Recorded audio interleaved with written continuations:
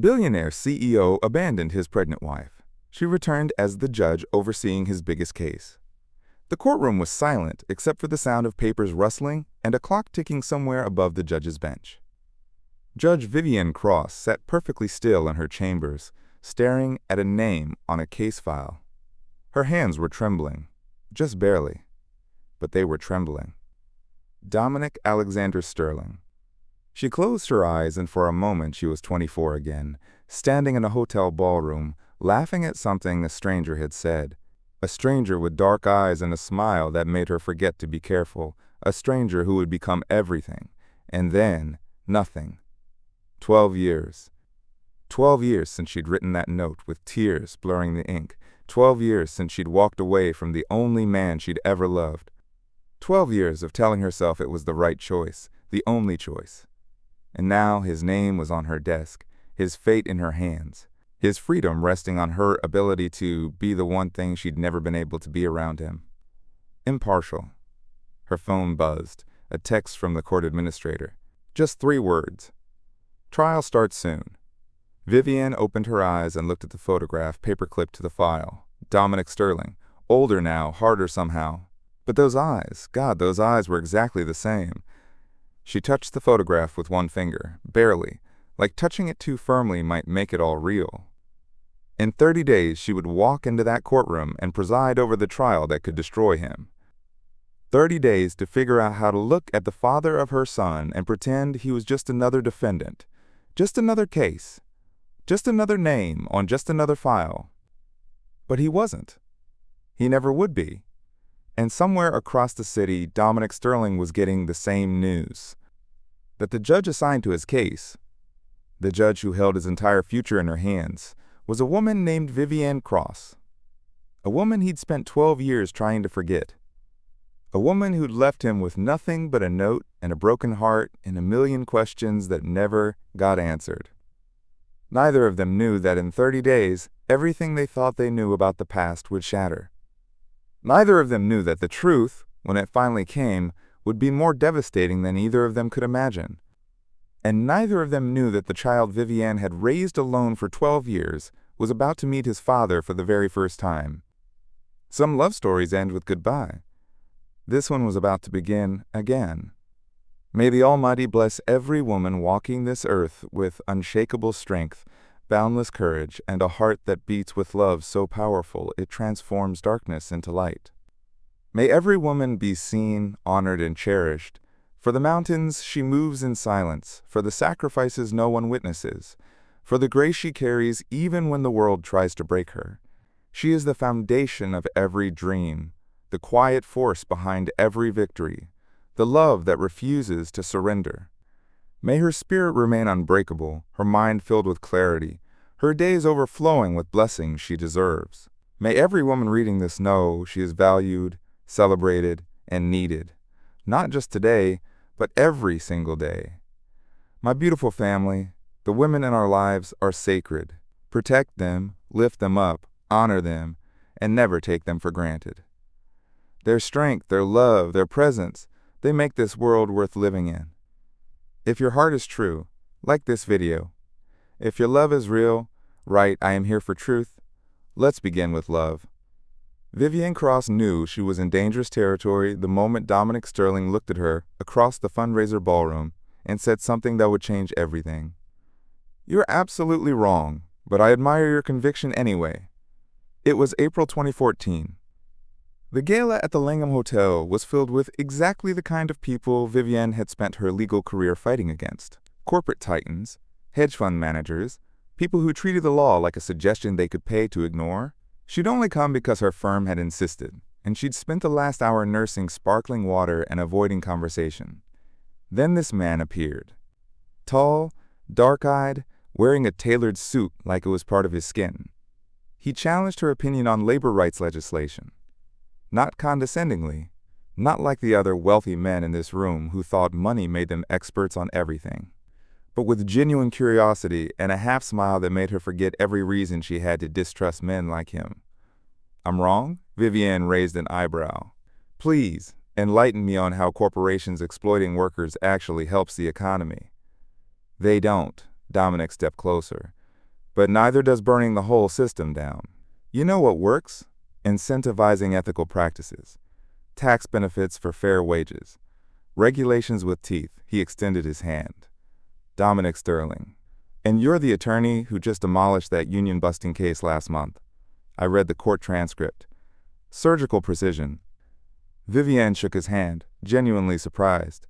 You read labor law transcripts for entertainment? Only when they dismantle everything my competitors stand for. His smile turned self-deprecating. My family owns Sterling Enterprises.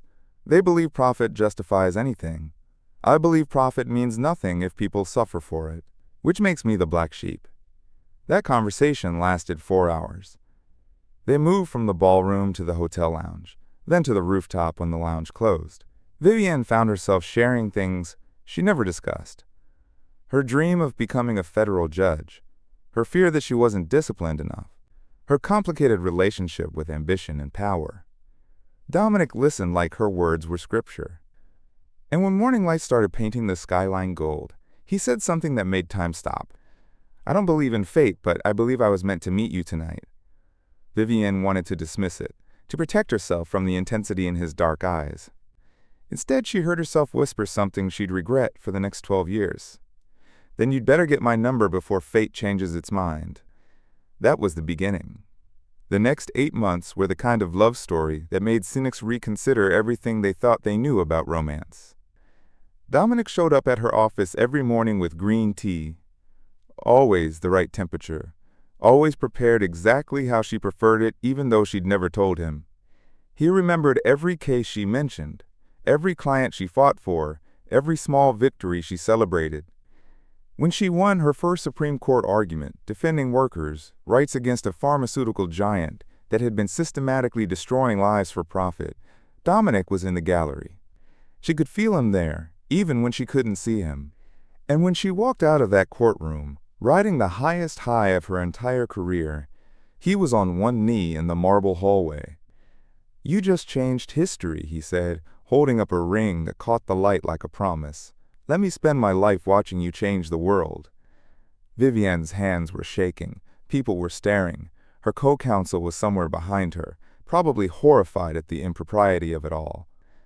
Dominic, this is insane. I know. But I also know I love you. I know I want to wake up beside you every morning. I know I want to build something that makes you proud. He smiled that devastating smile.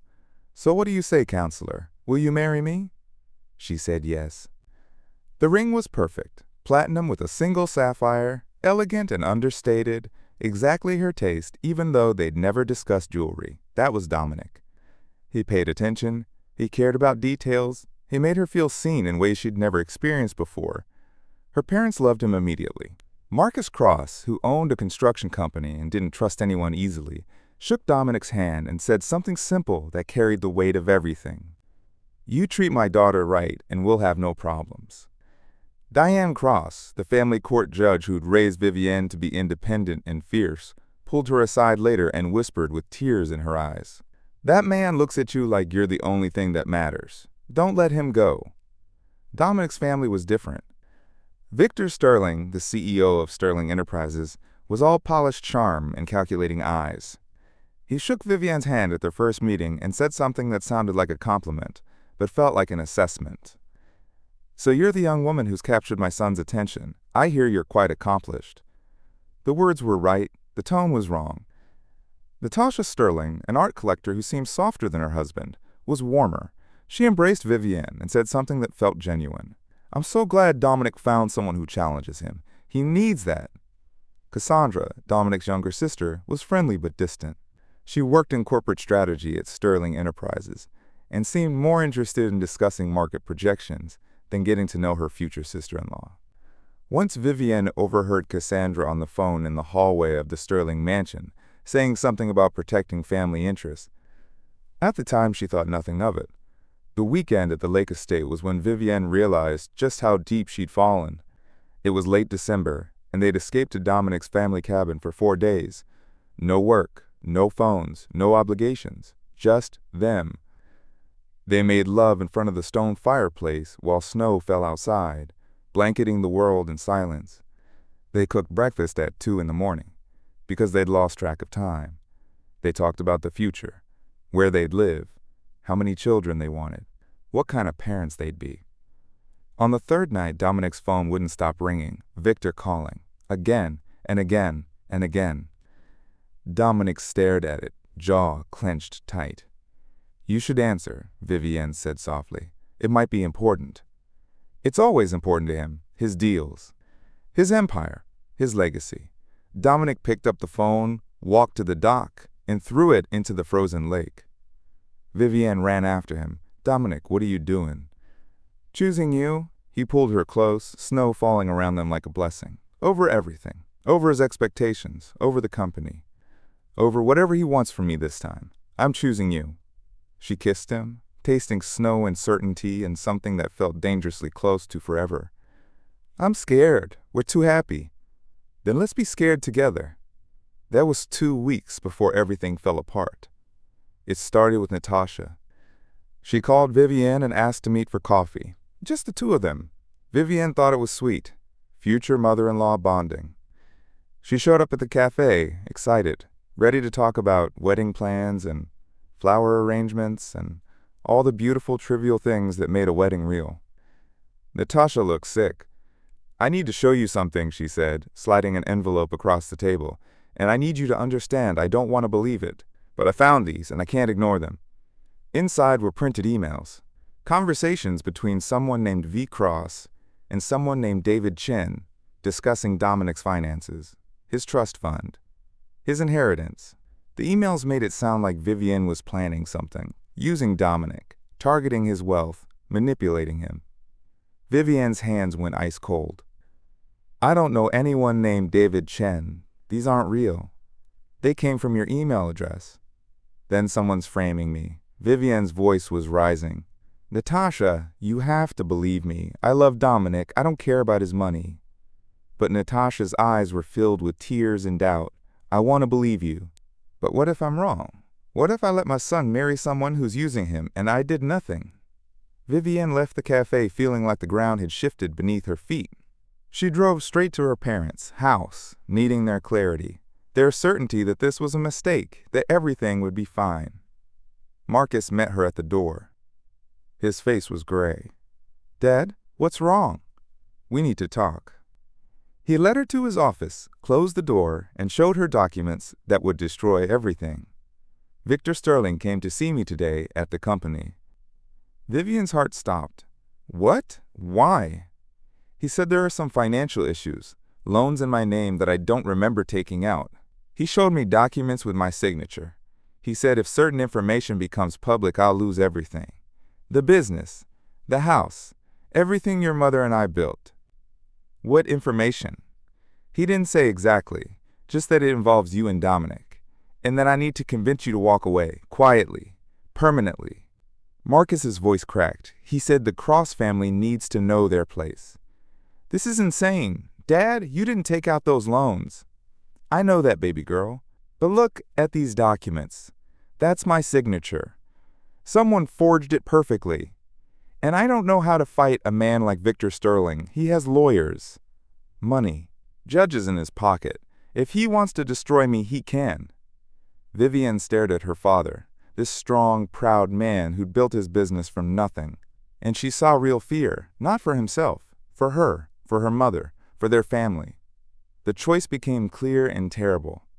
Stay with Dominic, marry the man she loved, and watch her father lose everything because of manufactured evidence and powerful enemies. Or leave, break both their hearts, and protect the people who'd sacrificed everything to give her a chance at life. She wrote the note at 4 in the morning, crying so hard she could barely see the paper. "Dominic, I can't do this. I thought I could be part of your world, but I was wrong. I want different things, things you can't give me. Please don't look for me. Please don't call. I'm sorry, V." She left it on his doorstep, drove to her apartment, and packed everything she owned in 2 hours. Her parents helped her move 3 states away to her aunt's house in Oregon. A fresh start, a new life, a complete break. 3 weeks later, she took a pregnancy test in a gas station bathroom and watched 2 pink lines appear. She sat on the floor of that filthy bathroom and sobbed because she was carrying Dominic's child. because she'd thrown away the greatest love of her life, because she'd made a choice that protected everyone except her own shattered heart. And somewhere in California, Dominic Sterling was probably reading her note again, believing she'd never loved him at all. 12 years later, Judge Vivienne Cross looked up from the case file on her desk and felt her world stop, because the name staring back at her from the defendant's information sheet was one she'd spent over a decade trying to forget. Dominic Alexander Sterling. And in 30 days, she'd be presiding over the trial that could destroy him.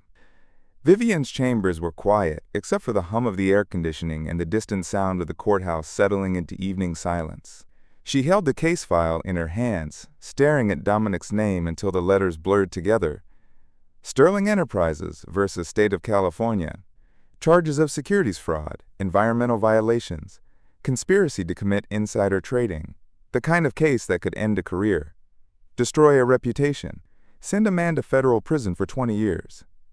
But it was the note paperclip to the file that made her blood run cold. Judge Cross, FYI, Judge Preston specifically requested this case be assigned to him. Chief Judge overruled and assigned to you instead. Preston not happy. Be careful. So it was already starting, the pressure, the interference. Her desk phone buzzed. Judge Cross, your 6 o'clock is here. Vivienne closed the file. Send them in. Maya Rodriguez walked in carrying takeout bags and wearing the expression of someone who knew something was catastrophically wrong. They'd been best friends since law school, and Maya could read Vivienne better than anyone. You look like you've seen a ghost. Maya set the food down. What happened? I got assigned a case today. The defendant is Dominic Sterling. Maya froze. You're Dominic Sterling? He was never mine. Not really. Vivienne, you have to recuse yourself.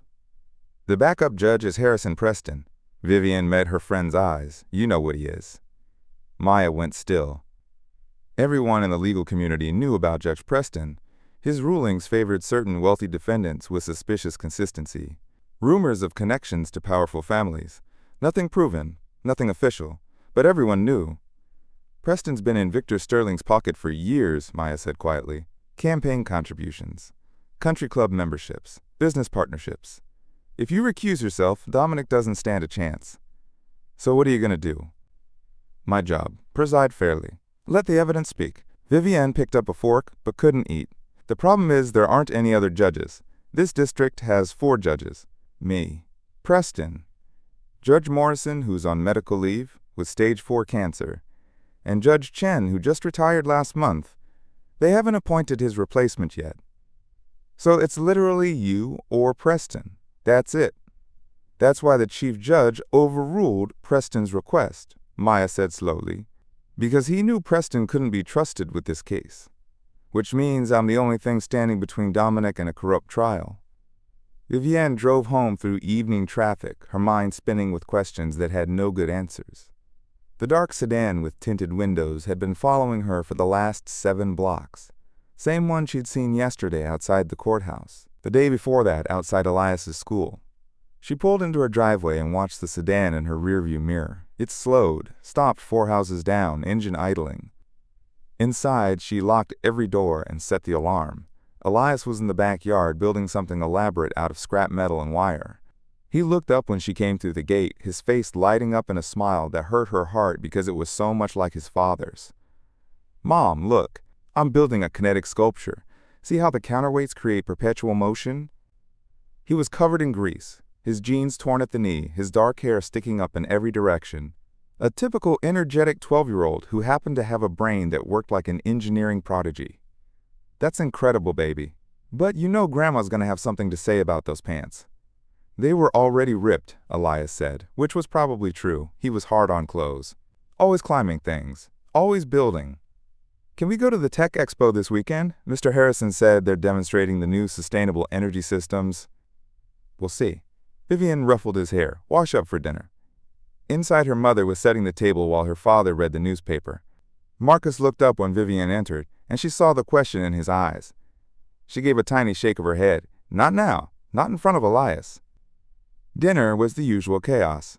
Elias talked nonstop about his sculpture project, about something funny at school, About a documentary he'd watched on renewable energy systems.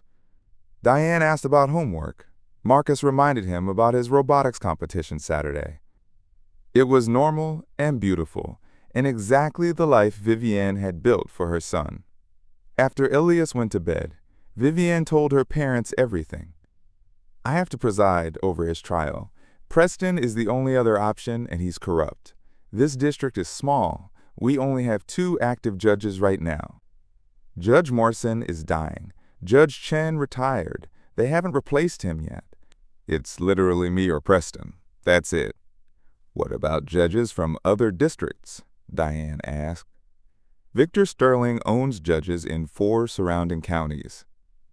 I've done research. Campaign contributions. Business partnerships. Social connections.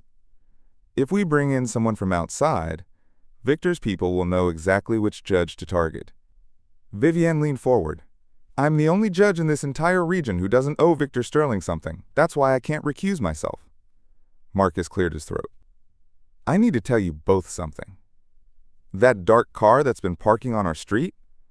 I saw it outside my office today, too. Same car. Same tinted windows. Someone's watching us. Vivienne's blood went cold. Are you sure? I'm sure. And if Victor Sterling is involved in this case, Marcus's jaw tightened, then we need to be very careful. Because powerful men like that don't just threaten, they act. Across the city, Dominic Sterling was having a very different kind of evening.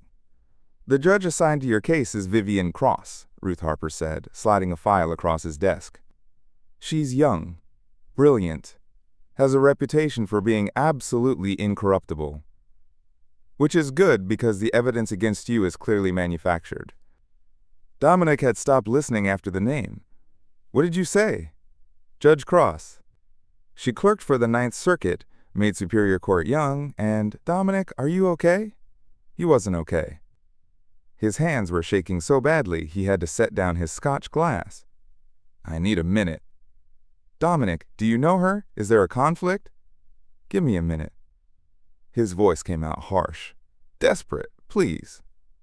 Ruth left and Dominic sat in his expensive office, trying to remember how to breathe. Vivienne Cross. Judge Vivienne Cross. She'd made it. She'd become exactly what she'd dreamed of becoming. He pulled up her photo on the court website. Official portrait. Robes. Calm authority. She was more beautiful than he remembered. More confident. More powerful. More everything. And in a month, she'd be presiding over the trial that could destroy him. His phone rang. Cassandra.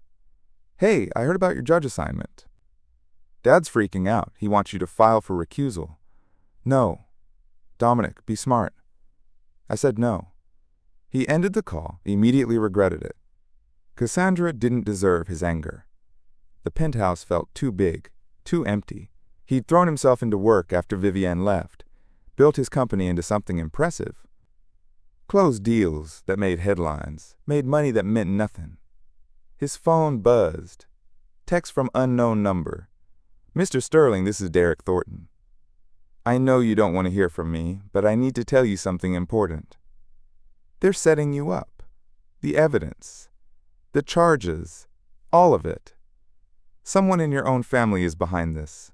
Watch your back. I'm sorry for my part in it. I didn't know what they'd do. Dominic stared at the message. Derek was his former CFO, if Derek was involved, if family was behind this. Another text arrived. I'm leaving the country. Don't try to find me. But please be careful. Victor Sterling doesn't just ruin people, he erases them. Ask around about Thomas Grant. Dominic's hands went cold. Thomas Grant had been general counsel at Sterling Enterprises 6 years ago. Quit suddenly. Moved overseas. Never practiced law again. The official story was burnout. He forwarded the messages to Ruth, then sat in the dark trying to make sense of everything. His phone rang again. Unidentified caller. Hello? Dominic Sterling? A woman's voice, unfamiliar. This is Nina Foster. I'm the prosecutor assigned to your case. I'm calling to inform you we have additional evidence. Why are you calling me directly? A pause. Because I wanted to hear your voice. Wanted to see if you'd sound guilty. Another pause. And you sound confused, which is either genuine or you're an excellent actor. I don't understand. Mr. Sterling, I don't like cases that are too neat, and your case is wrapped up with a bow. So I'll ask you once, off the record, did you do it? No. Then someone went to a lot of trouble to make it look like you did. And in my experience, that kind of trouble usually means family. She hung up. Dominic stood at his windows, looking out at a city full of lights and lies. His phone buzzed one more time, another unknown number. Stay away from the courthouse, stay away from the trial, stay away from Judge Cross, or everyone you love will pay the price. This is your only warning. The threat was clear. But what the sender didn't know was that Dominic Sterling had already lost everyone he loved the day Vivienne Cross walked out of his life. And he had nothing left to lose except the truth. The courthouse steps were crowded with reporters when Dominic arrived for the preliminary hearing. Mr. Sterling, how do you respond to allegations of securities fraud? Will you resign from Sterling Technologies? Is it true your father has disowned you? Ruth Harper cut through them like a blade, her severe expression making even the boldest journalist step back. Dominic followed, keeping his head down, trying to ignore the cameras and shouted questions. Inside the courthouse was quieter, but no less intimidating. Security, metal detectors, the smell of old wood and older power. Ruth led him to the third floor, to a courtroom with vaulted ceilings and rows of wooden benches. Remember, Ruth said quietly, be respectful. Don't react to anything the prosecution says, and for God's sake don't stare at the judge. Why would I? Because I saw your face when I said her name. Whatever history you have, bury it. Right now she's Judge Cross, and you're the defendant. That's all. The bailiff called court to order. Everyone stood. Vivienne walked in through a side door wearing black robes that made her look untouchable and powerful. She moved with confidence, with authority, with certainty. She didn't look at him, not even a glance. Please be seated, she said, her voice clear and professional. We are here for the preliminary hearing in the matter of the people of California versus Dominic Alexander Sterling. Counsel, please state your appearances. Ruth stood. Ruth Harper for the defense, Your Honor. Nina Foster rose from the prosecution table. Nina Foster for the people. Thank you. Vivienne, open the file. This court has reviewed the charges and the initial evidence. Mr. Sterling, you are charged with securities fraud, conspiracy to commit insider trading, and environmental violations. How do you plead? Ruth answered for him. Not guilty on all counts, Your Honor. So noted. The court sets trial to begin in 30 days. Your Honor, Ruth interrupted. The defense respectfully requests that you recuse yourself from this case. The courtroom went silent. Vivienne's expression didn't change. On what grounds, Miss Harper? The defense has reason to believe Your Honor may have a personal connection to the defendant. I see. Vivienne's voice was ice. Miss Harper, I can assure you I will be scrupulously fair. However, if you wish to file a formal motion, you may do so. Your Honor, if you recuse yourself, the case would be assigned to Judge Harrison Preston. Judge Preston has documented connections to Victor Sterling, the defendant's father. Campaign contributions. Social relationships. Business dealings. If anyone should be recused, it's Preston, not you. Nina Foster stood. Your Honor, the prosecution agrees. We request that you remain on this case. Vivienne looked between them, then at Dominic. For one moment, their eyes met. Motion for recusal is denied, Vivienne said finally. However, I want it on record that both parties have requested I remain despite any personal history. Now, the matter of bail. Nina stood. The people request bail be set at $10 million. Mr. Sterling has significant financial resources and is a flight risk. Your Honor, that's excessive. Ruth countered. My client has no criminal record, deep ties to the community, and has been fully cooperative. Bail is set at $5 million. Mr. Sterling is to surrender his passport and remain within the state. Are there any other preliminary matters? Ruth glanced at Dominic. He shook his head. No, Your Honor. Then we are adjourned. Trial begins in 30 days. Vivienne stood, and everyone rose with her. She walked toward her chambers without looking back. Dominic stood frozen, watching her disappear. Come on, Ruth said, touching his arm. We need to. Give me a minute. Dominic, you can't approach her. But he was already moving, walking toward the chamber's door. Security stepped forward. Sir, you can't. I just need to speak with her. Please, 1 minute. Sir. The chamber's door opened. Vivienne stood there, still in her robes, her expression cold. Mr. Sterling, is there a problem? Her formality was a knife in his chest. Vivienne, please. I just need to. Judge Cross. Her voice cut like glass. And no, you don't need anything from me except a fair trial, which you'll receive. Security, please escort Mr. Sterling from the building. Vivienne, wait. I waited.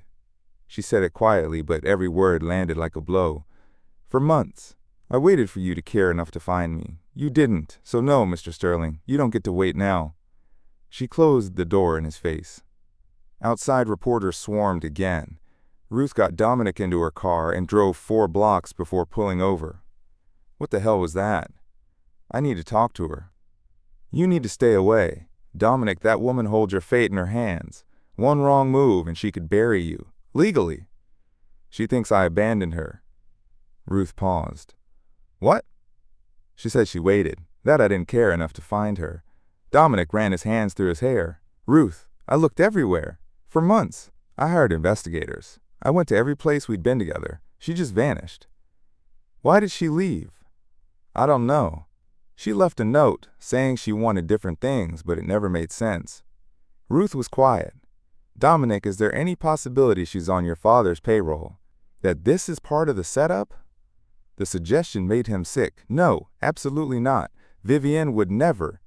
People change, especially when money and power are involved. Not her. Not like that. He met Ruth's eyes. She's the most honest person I've ever known. If she thinks I didn't look for her, it's because someone made sure I couldn't find her. Ruth started the car. Then we have bigger problems. Because someone with that much power, they're probably the same someone framing you now. That evening, Vivienne sat in her chambers, long after everyone left. The look on Dominic's face when she closed the door kept replaying. Pain, confusion, something that looked like grief. Her phone rang. Isaiah, her younger brother. I saw the case assignment. Are you out of your mind? Hello to you too. Seriously, Elias's father, you're presiding over his trial. How did you? I never told you his name. I'm an investigative journalist. I investigated. Isaiah's voice softened. This is a disaster. You need to recuse yourself. I can't. Preston is the backup, and Preston is in Victor Sterling's pocket. Isaiah was quiet. You still love him? I have a job to do. That's not an answer. It's the only answer I have. Vivienne closed her eyes. Isaiah, what would you do if someone you loved was about to be railroaded and you were the only thing standing between them and injustice? I'd be careful, because Victor Sterling is dangerous, and if he's behind this, he won't stop at framing Dominic. He'll go after anyone who gets in his way. After hanging up, Vivienne sat in the dark, wondering if her brother was right. The next morning, Elias came into the kitchen while she made breakfast. Mom, are you okay? I'm fine, baby. Why? You look sad. He climbed onto his stool. Grandma says when adults say they're fine, they usually mean they're not. Vivienne had to smile. Grandma is too smart. Is it work? Something like that. Elias picked at his toast. Do you ever wish you had someone? Like Grandma and Grandpa have each other, you just have us. The question caught her off guard. You and Grandma and Grandpa are more than enough. But don't you get lonely? She looked at her son, this perceptive, kind, brilliant boy. Sometimes. But then I look at you and remember I have the best thing in the whole world. That's cheesy, Mom. It's also true. She ruffled his hair. Now eat, or you'll miss the bus. After he left, Diane came in with coffee and her knowing look.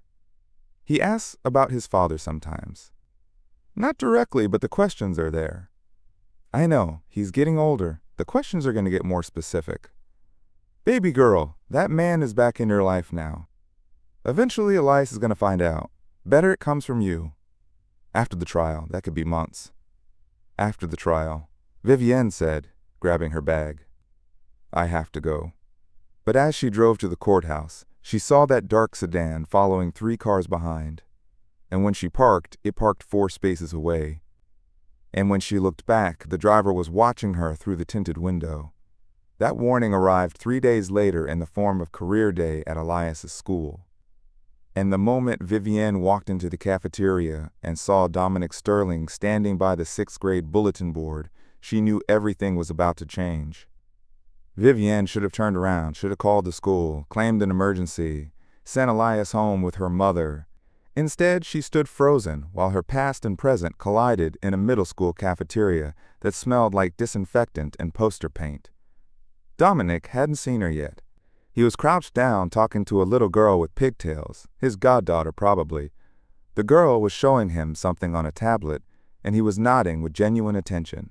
The same way he used to listen to Vivienne when she talked about cases that kept her up at night. Then Elias appeared at her elbow, carrying a poster board covered in engineering designs. "Mom, come on, we're setting up. Mr. Patterson said I could go first." He grabbed her hand and pulled her forward. They were halfway across the cafeteria when Dominic looked up. Their eyes met. He stood slowly, his expression cycling through shock, confusion, recognition, and something that looked like pain. Vivienne forced herself to keep walking, to follow her son, to pretend her heart wasn't trying to beat out of her chest. The gym was chaos. Parents everywhere, kids running between tables, teachers trying to maintain order. Elias set up his display at a table near the back, engineering drawings, a scale model made from cardboard and metal scraps, detailed notes about load-bearing structures and counterweight systems. "This is amazing," Vivienne said and meant it. "Did Grandpa help?" "I did most of it myself. Grandpa just showed me how to use the level." Elias was vibrating with excitement. "Do you think people will like it?" "They're gonna love it." Other parents filtered in. A doctor, a chef, a pilot, and then Dominic, escorted by his goddaughter, setting up at the table next to theirs. He had blueprints. Real ones. Photos of buildings he'd designed. A model of a sustainable housing development that was both beautiful and functional. "Uncle Dominic is an engineer," the little girl announced. "He builds buildings that help people." "Urban developer, sweetie," Dominic corrected gently. But yes, he hadn't looked at Vivienne directly, but she felt his awareness of her, like electricity in the air before a storm. The presentations began. One by one, parents talked about their careers. The doctor brought fake blood. The chef had samples. The pilot passed around his headset. Then it was Elias's turn. He stood in front of the class, nervous but determined. "I designed a community center for our neighborhood. Most buildings like this are just boxes, but I wanted it special." He pointed to his model. "The roof curves so rainwater collects and waters the garden.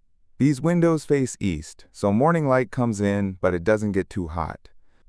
In this part, this is for people in wheelchairs. The ramp isn't just stuck on the side, it's part of the design." A hand went up. "How did you figure out the technical stuff?"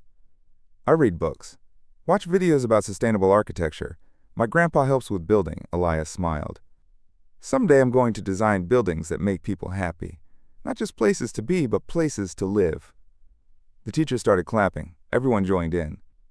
But Vivienne couldn't take her eyes off Dominic. He was staring at Elias with an expression she'd never seen, wonder mixed with recognition. Like he was seeing himself at that age. When it was Dominic's turn, he talked about urban renewal, mixed-income housing, sustainable design, creating communities instead of structures.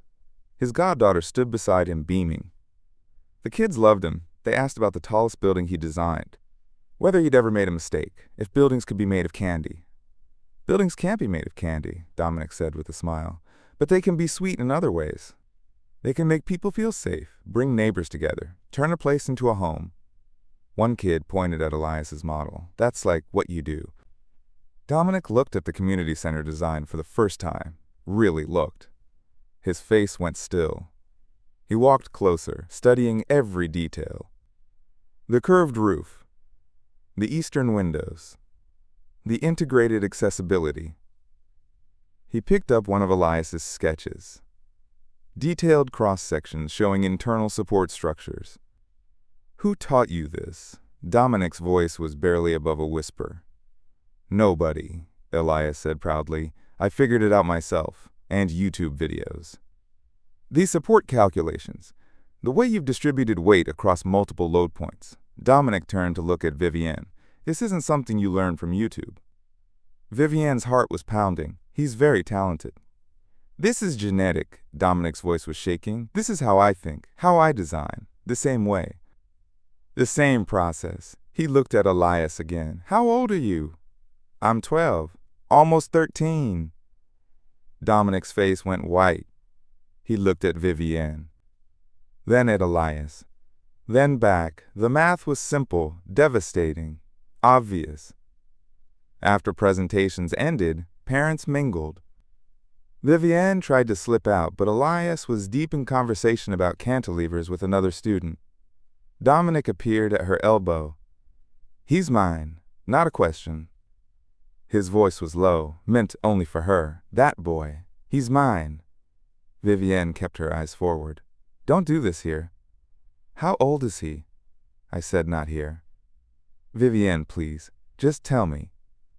She finally looked at him, and the raw hope in his eyes nearly broke her. He's my son. That's all you need to know. I saw his drawings. The way he thinks about space and structure. Dominic's voice cracked. That's not learned. That's innate. That's genetic. And he's exactly the right age. Stop. Is he mine?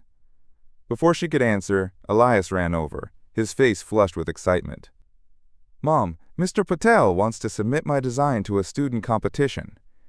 That's wonderful, baby. Vivienne touched his shoulder, hyper-aware of Dominic standing right there. We should go. I have to get back to work. But Mom... Elias finally noticed Dominic. Oh, you're the developer guy. Your buildings are awesome. Dominic crouched to Elias's eye level, and Vivienne's heart stopped. Side by side, the resemblance was unmistakable. Same jawline, same way of tilting their head when thinking, same hands, long-fingered and expressive, same eyes that lit up talking about construction. Thank you, Dominic said, his voice thick with emotion. Your community-centered design is really impressive. How long did it take you? A few weeks. I kept changing stuff because I wanted it perfect. Elias glanced at his model. My grandpa says I'm too much of a perfectionist. Perfectionism in design isn't a flaw. It's passion. Don't lose that. Dominic reached out hesitantly, then stopped himself from touching Elias's shoulder. Can I ask you something? When you design, do you see the whole building in your head first, like you can walk through it before it exists? Elias's eyes went wide. Yes, exactly. Nobody else understands that. I do, because I see things the same way. Dominic looked up at Vivienne, tears in his eyes. It's genetic, the way his mind works. We need to go, Vivienne said tightly. Mom, can we talk to him more? Please? He actually gets it. Elias, not now. But, I said not now. It came out harsher than she intended. Elias's face fell. Dominic stood. It's okay, but maybe. He pulled out a business card, handed it to Elias. If you ever want to talk about architecture or see a real construction site, give me a call. With your mom's permission, of course. Elias took the card like it was treasure. Really? Really? Dominic looked at Vivienne. I'd like that very much. Vivienne practically dragged Elias out. They were halfway to the car when she realized Dominic had followed them into the parking lot. Vivienne, wait, please. She turned on him. What part of not here did you not understand? He looks exactly like Cassandra did at that age. Exactly. Same face, same mannerisms, same way of explaining things. Dominic's voice was shaking. The way he thinks about design, it's how I'm wired. How my sister's wired. It's genetic. What do you want me to say? I want you to tell me the truth. Is he mine? Does it matter? Does it? Dominic looked like she'd slapped him. Are you seriously asking if it matters whether I have a son? Elias was already in the car, distracted by his phone. Vivienne stepped closer, keeping her voice low. You want the truth? Fine. Yes, he's yours. Happy now? Dominic's legs seemed to give out. He leaned against a car, his face draining of color. Oh my God. But knowing changes nothing. You're still a defendant. I still have a trial to preside over. And Elias still doesn't know who his father is because I never told him. Why not? Because the last time I saw you, your family was threatening to destroy mine. Because I left to protect everyone, including you. Because I've spent the last 12 years building a life where my son feels safe and loved. She was breathing hard, years of buried pain rising. And I won't let you or your family take that from him. Vivienne, I didn't know. I swear, I didn't know about any of it. Of course you didn't. You were the golden son. She knew it was unfair, but the words kept coming. Your mother said I was using you. Your father said mine would lose everything if I didn't leave. He had forged loan documents. He was ready to destroy everything we had. I didn't know. Stay away from Elias. Stay away from me outside that courtroom, or I'll recuse myself and let Preston destroy you. She got in her car and drove away, leaving Dominic standing alone in the parking lot. In her rearview mirror, she watched him crumple against the car, his head in his hands. That night, Elias asked questions while they made dinner. Mom, that guy at school, the developer, he seemed nice. Vivienne focused on chopping vegetables. And he kind of looked like me. Did you notice? Her knife slipped. What? His face, the shape, and his hands. They're like mine. Elias was arranging pasta, oblivious to the bomb he'd dropped. We think about buildings the same way too. It was weird how much he understood. Probably coincidence. But wouldn't it be cool if he was related? Then maybe he could teach me real architecture stuff. He said I could call him to see a construction site. Vivienne set down the knife. Baby, come here. Elias looked up, worried. Did I do something wrong? No, but I need to tell you something. She pulled him close. That man, Dominic, he's not just some developer. What do you mean? I mean, he's someone I knew a long time ago, before you were born. And it's complicated. Complicated how? Complicated grown up how. But I promise I'll explain when the time is right. Elias studied her face. Does this have something to do with my dad? Vivienne's heart stopped. Why would you ask that? Because whenever I ask about him, you get this look, like you're remembering something beautiful and painful, and you had that same look today. He shrugged. I'm not a little kid anymore, Mom. I notice stuff. She held him tight, breathing in the smell of his shampoo.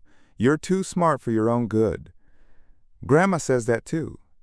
Later, after Elias was in bed, Vivienne sat in her home office and opened her laptop. She pulled up the case file. Sterling Enterprises versus State of California. The evidence was damning. Signed documents authorizing bribes, approved environmental reports with falsified data, recorded phone calls discussing illegal payments. But something bothered her. The evidence was too perfect, too complete, like someone had created a narrative and then manufactured every piece to support it. She started making notes. Timeline discrepancies. Documents signed when Dominic was provably out of the country. Phone calls allegedly made from his office when security footage showed he was elsewhere. Her phone buzzed. Text from unknown number. This is Ruth Harper. I know we can't discuss the case, but I wanted you to know.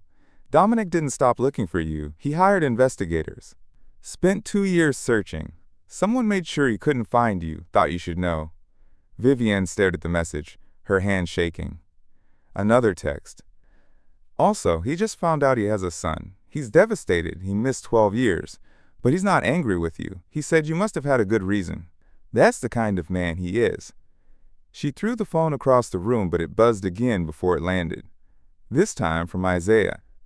Since I've been investigating the Sterling case, you need to see what I found. It's not Dominic who's guilty. It's his father and Cassandra, and I can prove it. But before Vivienne could respond, her home security system started screaming. Someone was trying to break into her house. And through the window, she saw 2 figures in the backyard moving toward Elias's room. Vivienne grabbed the baseball bat from the hallway closet and ran toward Elias's room. Marcus was already there, standing in front of the door with his own bat. Someone's testing the windows, Marcus whispered. I've got Elias in the bathroom with the door locked. Deanne was on the phone with 911. Through the glass, Vivienne could see the 2 figures, men dressed in dark clothes, moving with professional efficiency. One was trying Elias's window. The other was checking the locks on the sliding door. Then they both froze, looked toward the street, and ran. Sirens. Police cars screaming into the neighborhood. Security officers that Vivienne hadn't even known were watching the house tackled one of the men before he reached the fence. The other escaped into darkness. Police swarmed. Statements were taken. The captured man refused to speak, demanded a lawyer. But in his pocket, they found a phone with a single text message. "Tonight, take the judge's kid. Make it clean." Elias emerged from the bathroom shaking. "Mom, what's happening?" "Someone tried to break in, baby. But you're safe now, I promise." But she wasn't sure if that was true anymore. Isaiah arrived within minutes, followed by Maya. They turned Vivienne's kitchen into a command center. "These guys were professionals," Isaiah said, pulling up security footage on his laptop. "They disabled your alarm system, avoided cameras, targeted Elias's room specifically." "Who sent them?" Vivienne asked. "That's what we need to find out. But Vivienne, this is connected to the trial. It has to be." Dominic showed up 20 minutes later, frantic. "I heard on the police scanner. Is he okay? Is Elias okay?" "How did you know where we live?" Vivienne asked. Dominic stopped. "I'm sorry. I had someone find your address after career day. I needed to know where my son lives. Needed to know he was safe. And then tonight, when I heard the address on the scanner, he's fine. We're all fine. Can I see him? Please? I just need to see him." Elias came down the stairs then, wearing pajamas, looking small and scared. When he saw Dominic, he stopped. "You're the architect guy." "I am." Dominic crouched, keeping his distance. "I heard what happened. I wanted to make sure you were okay. Some guys tried to break in, but Grandpa has a bat, and the police came fast." "That must have been scary." "Yeah." Elias's voice was small. "Mom says I'm safe, but what if they come back?" "They won't, I promise." Dominique looked at Vivienne. "I'm hiring security, protection for your house.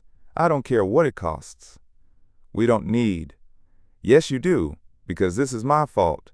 Someone's targeting you because of my trial, my family, me." His voice broke. "I just found out I have a son. I'm not losing him before I even get to know him." Vivienne wanted to argue, but her son had almost been kidnapped, and she was terrified. "Okay," she said quietly. "Okay." The next morning, Vivienne filed a motion that surprised everyone. The defense is ordered to submit to DNA testing regarding a matter peripheral to this case, she announced in open court. Said testing to determine paternity of Elias Cross. Dominic nearly fell out of his chair. Ruth jumped up. "Your Honor, I don't understand the relevance." "The relevance is that if Mr. Sterling is the biological father of my son, that fact must be established for the record. If he is Elias's father, then my relationship to this defendant is more complex than previously disclosed. The parties deserve to know before trial begins." Nina Foster stood. "Your Honor, this seems irregular. It's unusual. But given last night's break-in targeting my son, I believe establishing paternity is relevant to potential witness intimidation charges." Vivienne met Dominic's eyes. "Mr. Sterling, do you consent to DNA testing?" He found his voice. "Yes, absolutely." "Testing will be conducted within the week. Court is adjourned." The media explosion was immediate. Judge's secret son, defendant the father, judicial ethics questioned, romance and revenge. The trial shocking California. Vivienne ignored all of it. She drove straight to Elias's school and checked him out early. "Mom, what's going on?" Elias asked as she buckled him in. "Why are all those people with cameras?" "Because sometimes adults make things complicated," she pulled out, avoiding reporters. "Baby, we need to talk about something important." They went to the park, their park where she used to push him on swings when he was little. They sat on a bench and Vivienne took her son's hands. "Remember how you asked about your dad?" Elias's eyes went wide. "Yeah, the man from career day." "Dominic, he's your father." Silence. Elias stared at her, processing. Then his eyes filled with tears. "The developer guy?" "Yes." "But why didn't you tell me? Why isn't he around?" His voice was rising. "You said my dad wasn't ready to be a parent. You said he left." "I know what I said, and I'm sorry I lied." "No," Elias pulled his hands away. "You lied to me my whole life. You let me think my dad didn't want me." "That's not what happened." Then what did happen? Because it seems like you just decided I didn't deserve to know him. Elias was crying now. Did he even know about me? No, I never told him I was pregnant. Why not? Because his family, his father and sister, they did something really bad. They threatened Grandpa Marcus. They said they'd destroy our family if I didn't leave. So I left to protect everyone. But you didn't even give him a choice. Maybe he would have helped. Elias stood up, backing away. You just decided for everyone. And now I don't have a dad because of you. Elias, please. I don't want to talk to you right now. He ran toward the playground, not really going anywhere, just needing to be away from her. Diane appeared from by the car, giving them space. Let me try, baby. Vivienne watched her mother approach Elias, watched them sit together on the swings, watched her son cry against his grandmother's shoulder. Her phone rang. Ruth Harper. The DNA test is scheduled for tomorrow. Dominic wants to know if he can meet Elias properly afterward, somewhere neutral. He's angry with me right now, finding out his father exists and I never told him. Vivienne's voice broke. He's so angry. Then let Dominic help. Let them meet. Kids are resilient, but they need honesty. The DNA testing took 15 minutes. Elias was silent the whole time, avoiding looking at his mother. Results in 3 days, the technician said cheerfully. Those 3 days were the longest of Vivienne's life. Elias barely spoke to her. He stayed in his room, working on building projects with intensity that worried Diane. Marcus tried talking to him, but Elias just said he wanted to be alone. Meanwhile, Isaiah was digging into Victor Sterling's background. Victor has a history, Isaiah said, spreading documents across Vivienne's kitchen table. Thomas Grant, the former general counsel who supposedly burned out, he was pressured out after discovering irregularities. A city councilman who opposed Victor's development. His house burned down. A reporter investigating Sterling Enterprises. Car accident, survived but stopped investigating. You're saying Victor makes problems disappear. I'm saying Victor Sterling is dangerous, and right now you and Elias are problems. Security increased. Armed guards outside. Security escorts for Elias. Cameras everywhere. On the second day, Vivienne came home to find Elias in the backyard surrounded by wooden pieces and blueprints. What are you building? Nothing. But she could see it was another structure, more complex than anything before. Baby. I said, don't call me that. She sat in the grass beside him. I'm sorry for lying, for keeping your father from you, for making decisions that hurt you. I thought I was protecting you, but I see now I was also protecting myself. I was scared of losing you if you knew the truth. Lewis kept working, but his hands were shaking. Did you ever think about telling me? Every single day. Then why didn't you? Because I was scared. Scared his family would hurt us again. Scared you'd hate me. Scared maybe I'd made the wrong choice and couldn't undo it. I don't hate you. His voice was small and confused. I know that too. And I want to meet him, my dad, for real. Vivienne touched his shoulder, relief washing through her when he didn't pull away. You will, I promise. The results arrived on the third day. Vivienne sat alone in her office and opened the envelope with shaking hands. Probability of paternity, 99.9%. She'd known, but seeing it made it real. Her phone rang. Dominic. Did you get the results? Yes. Silence. Then can I see him, please? I don't want anything from you. Don't want to disrupt your life more. I just want to meet my son. Tomorrow night, 6 o'clock, our house. She gave him the address. And Dominic, he's angry with me. He thinks I stole his father from him. I won't make it worse, I promise. That evening, she told Elias his father was coming to dinner tomorrow. What if he doesn't like me? Elias asked, vulnerability in his voice. He's going to love you. You're brilliant and kind and amazing. What if I don't like him? Then we'll figure it out. But Elias, I think you're going to like him, 'cause he's a lot like you. The next evening, Dominic arrived exactly at 6, holding flowers for Diane and looking terrified. Vivienne answered the door. They're beautiful. Come in. Inside the house smelled like Diane's cooking. Marcus was in the living room, watching. Elias was upstairs, too nervous to come down. Dominic stood in the hallway, taking everything in. Photos on the walls, Elias at every age, birthday parties, school plays, robotics competitions, a whole life he'd missed. "I'll get him," Vivienne said. She found Elias sitting on his bed. "You ready? What if I say something stupid?" "You won't." They came downstairs together. Elias stopped 3 steps from the bottom, staring at Dominic. Dominic stared back, and Vivienne saw the exact moment his composure cracked, when he really saw his son and realized this was real. "Hi," Dominic said finally, his voice rough. "I'm Dominic, but you know that. I'm Elias." "I know. Your mom told me." Dominic took a step closer. "I need to be honest with you. I'm really nervous right now." That surprised Elias. "You are?" "Terrified. Because I just found out I have a son, and I don't want to mess this up, and I have no idea what I'm doing. But I want you to know I'm really, really glad you're here. Really glad I get to meet you." "Me too," Elias said quietly.